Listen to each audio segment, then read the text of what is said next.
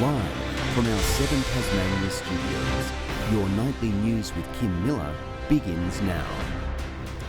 Good evening. The marathon effort to restore power to thousands of Tasmanians has been bolstered, with interstate workers shipped in to assist. But their arrival is being overshadowed by a political blame game, with the state government accused of mishandling the disaster. Calling in the cavalry, 22 contractors from New South Wales onboarded to bring power back to some 8,000 properties. This storm's pretty unprecedented for us, very heavy workload, so I appreciate the discretionary effort. Those still off the grid turning to external supplies, generators flying out the door at Ulverston Mower and Chainsaw. The Northwest business selling 90 since Friday. It's been pretty crazy. Like, we've got 4 staff members here, and we've been all just hammer and tongs, just putting generators together, fueling them up, getting them going, getting them out the door. Elsewhere, lights are being switched back on. Students returning to classrooms at Punchbowl Primary School, spending Monday in the dark, followed by a 2-day closure. Very unprecedented 3 days. There's such a buzz. Everyone is really excited. While the state government has its eyes firmly on the recovery, its handling of the unprecedented blackouts has come under fire, accused of dropping the ball and mishandling disaster management. The buck stops with this government. It is time to call them out for their failure. The Labor senator slamming the eligibility criteria for funds to cover the mounting clean-up bill. The amount of money that they're offering in compensation for families is inadequate. We're not trying to make this difficult. We are trying to support Tasmanians when they need it the most. The $350 is there. It's a really simple process for people to apply. Victoria Easto, 7 Tasmania News. A truckie is recovering in hospital after a high-speed crash at Sassafras. The driver suffering serious injuries, needing to be cut from the cabin after smashing into the back of another truck on the Bass Highway near the service station around 7 this morning. Traffic on the highway was impacted for most of the day. King Island Dairy will shut down next year, with its Canadian owner announcing it will retire the King Island Dairy brand in just 9 months. Nearly 60 workers are impacted by the decision, but council hopes it's not the end of its legacy just yet. I hope that if there is an interested buyer out there who sees the potential for this brand legend to be revived, that they move quick and try and keep this fantastic brand alive. Pluto says it plans to work with unions, farmers and government to offer transitional support. Treasurer Michael Ferguson is foreshadowing a focus on cost of living support as he finalises a state budget. More money is expected for frontline services, but we're being told not to expect any radical changes off the back of economist Saul Eslake's report into the state of Tasmania's finances. To make dramatic changes to expenditure in the budget would be a mistake. We're not doing that. We're making very sensible decisions going forward with public funds. We'll have comprehensive analysis of the budget when it's handed down next Thursday. Well, Hobart Arena is set for a name change. The iconic Tasmanian brand hanging up its boots after 13 years with naming rights. The original agreement was for just 5 years, but that was extended twice. The new name is yet to be made public, but Cricket Tasmania says it will have more to say in coming months.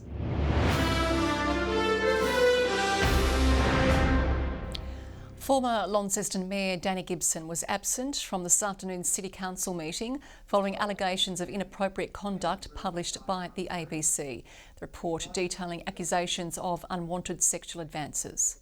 It's always distressing when we hear accusations like this, but there are proper processes that must be followed. And of course, first and foremost, any allegation like this must be reported to the appropriate authorities.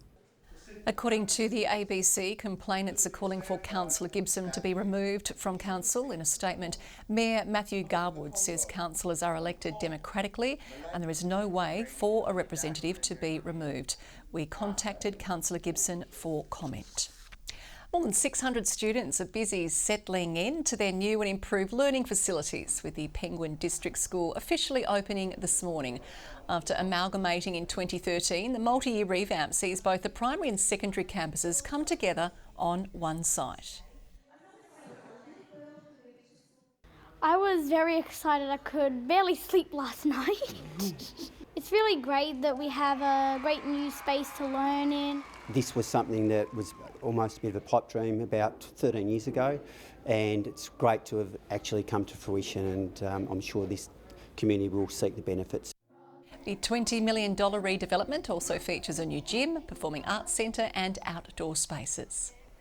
Hundreds of Tasmanians are expected to hit the walking track tomorrow on their way to work. Hobart Council pushing for as many people as possible to join them so the city can keep its title of most commuters that walk to work.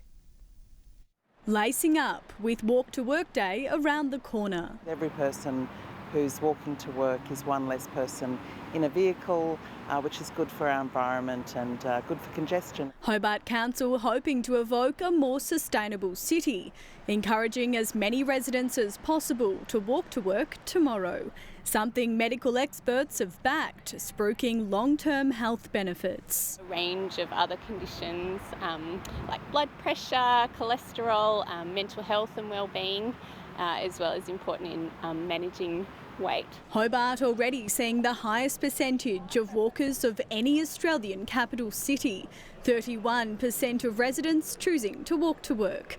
But there are calls for more people to take up the healthy habit. The number of people choosing to walk at the moment is pretty stagnant. We saw some ups and downs during COVID. If you live too far away to walk the whole way to work, Council says even just walking for part of the journey is better than nothing. A focus also on schools, encouraging little ones to be more active on their way to and from the classroom. Anything we can do as a council to promote the benefits and also make the infrastructure really accessible is an important part of our role. Ruby Cairns, 7 Tasmania News. Well, thick smoke was seen billowing from a Sandy Bay residence after a structural fire broke out in a shed around midday. It took 3 fire crews an hour to contain the blaze, which spread outside. On arrival, they discovered a large hedge on fire, which had impacted on a structure. There have been no reported injuries, and the Tasmania Fire Service believes it was accidental, although the cause is still being determined. The redevelopment of UTAS Stadium has hit a hurdle before plans have even been fully drawn up. An 80-year-old elm tree is standing where change rooms and corporate boxes would be built. Launceston Council split 5 votes for and against a planning proposal to cut down the tree, meaning the application couldn't pass. The tree is safe for now, but it could still be subject to a tribunal appeal. Dementia patients are tapping into their creative side as a form of art therapy. It's part of a program offered at a Tasmanian mental health unit, helping to improve emotional well-being. For 76-year-old Claire, living with dementia has made normal life a bit of a struggle, but art has become her medicine. I think it's marvellous.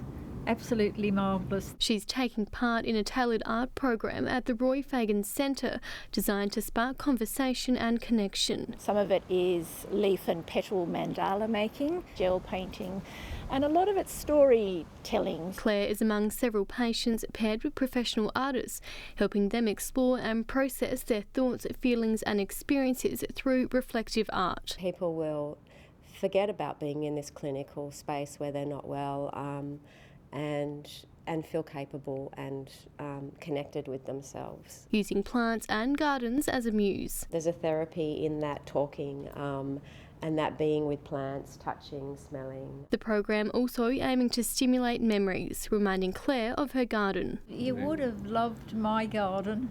It was long. The reflective works also helping patients find a sense of self. People get to really connect with their identity, a little bit of what we call legacy work, so they're creating stories about themselves and who they are and the lives and experiences that they've had.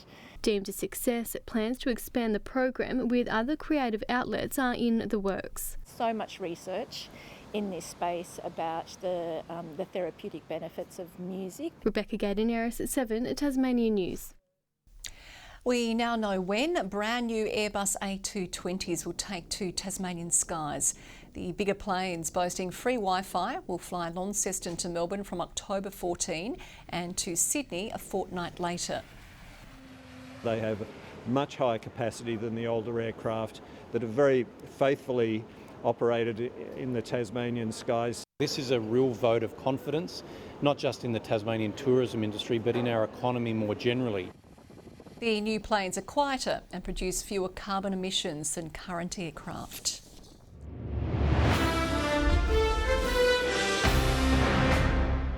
North Launceston's coach isn't concerned about the absence of 3 stars for their semi-final clash, while Lauderdale and Kingborough look for an edge after their TSL draw last weekend.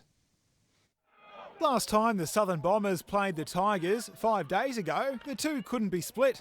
This weekend there's far more than a home final on the line. We've shown in patches this year that we can play some really high-class footy, but the same, like that consistency, and it ebbed and flowed last week as well. If we inconsistent this week, we're done. The Tigers confident they can get the upper hand this time on their trip to Lauderdale Oval. Last couple of weeks we've been super efficient when we've gone inside forward 50. Our forwards have been able to hit the scoreboard with the opportunities that they get. Probably want to improve our stoppage a little bit. That number hasn't been great in the last 2 games against North Launceston and Lauderdale. Clarence at least have the benefit of a second chance if they fail to achieve something nobody has managed this year, beating North Launceston. Got every confidence that we're good enough. It's just we've got to do it for long enough. We haven't done that the last couple of times that we've played them this year. The Northern Bombers are confident Blade Salzberger will return from a knee injury. Not worried either about the absence of 3 stars serving 2-week bans for indiscretions last round. I think at the end of the day for us, we back our system.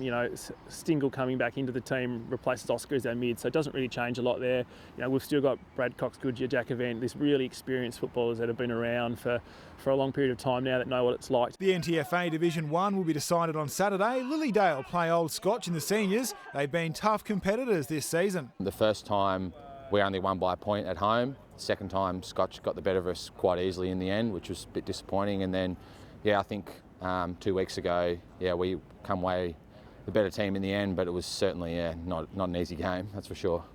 Meanwhile, it's a Meander Valley showdown in the women's. There's always lots of balloons covering the town of Deloraine and Westbury for both clubs. Focusing on what our team brings to the table and how we can use our skills as a collective to win overall. And Hobart Chargers men's coach Anthony Stewart is bowing out to take on a new role as Director of Coaching for both the women's and men's NBL 1 teams. The former Tassie Devils NBL star says his focus moving forward will be opening more doors for younger basketballers in junior development pathways. It's not about the win-loss column anymore, it's more around development and getting as many of these young kids opportunities. Meanwhile, retiring North Melbourne Roo Hugh Greenwood could be taking to the court for the Chargers next season. The Tassie product is high on their recruiting radar. Good evening. Hobart, Friendly Beaches, Campania and Bushy Park all on our high of 21 today. Big effort for this time of year. Launceston 16, 15 today in Devonport and Burnie reached 17 degrees. Now some of those temperatures 6 degrees up on average, but cooler in the north with a few showers about as well. Flinders Island 20, King Island, St Helens and Strawn 18, Smithton 17 and 14 at Low Head. Now here's the cloud over the northern half of the state with just patchy cloud elsewhere, moving quickly off through Bass Strait as well. Some cloud also over southern South Australia and Victoria, a cold pool of air building over southern WA. Tomorrow a high over the Tasman Sea extends a ridge over New South Wales and Queensland as a cold front approaches Tasmania. Winds increasing too to 25 to 35 knots from the west-northwest and later to 40 knots over the west and south, swells back up to around 6 metres. We have a gale warning from Tasman Island to Sandy Cape and for the southwest lakes, a strong wind warning for remaining coastal waters, a moderate flood warning for the Macquarie River as minor flood warnings continue for the Mersey, Meander, Derwent and North and South Esk. Hobart tomorrow, a top of 19 degrees with rain easing. Bit of rain for Huonville and for Campania. Temperatures nudging 20, not quite though. Launceston tomorrow, a high of 16 degrees. Rain for Devonport, a windy one and 15. 15 also for Georgetown. Burnie tomorrow expecting 15 and rain. Very windy for Strawn, rain on the way too, easing later. 16 the top and 16 for Wynyard. St Helens tomorrow, 19. Rainy there, rain for Swansea, 19 as well, and 19 for Port Arthur. Showers over the west on Saturday, extending to the north in the evening. A few showers statewide on Sunday before contracting to the west and far south. And on Monday, a similar forecast with west to northwest winds. A shower or two in Perth tomorrow, rain in Adelaide and 20, late rain in Melbourne, 24 the top there. Sunny but windy in Canberra and Sydney, partly cloudy and 26 in Brisbane. And a bit of cloud around Tasmania at the moment. And Kim, with the AFL finals on, I'd agree we all wear our footy colours tomorrow. I just don't know which one of my 5 jackets to wear. Oh, spare me. Well, that wraps up your local news for this Thursday night. Enjoy the football. Good night.